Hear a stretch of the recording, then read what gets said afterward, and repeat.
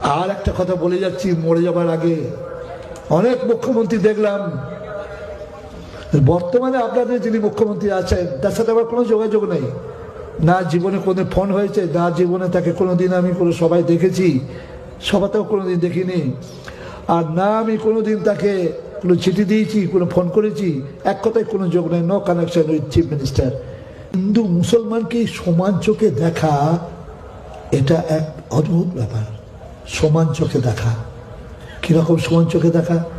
পুজোতেও সাহায্য করছেন, শ্মশানেও সাহায্য করছেন, মুসলমানদের কবরে যেন শুয়োর না উঠতে পারে সেটাও ঘিরে দিচ্ছেন।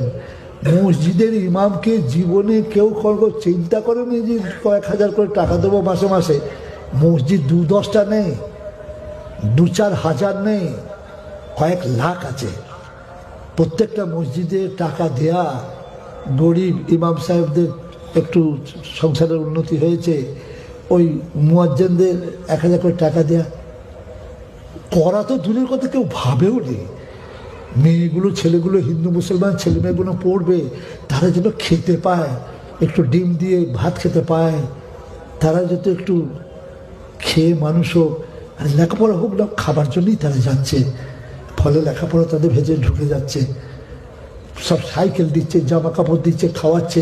খালি মুসলমানদের না, হিন্দু মুসলমান সাঁওতাল কোল ভিল মিল্লা সবাইকে, এর তো বিকল্প নেই।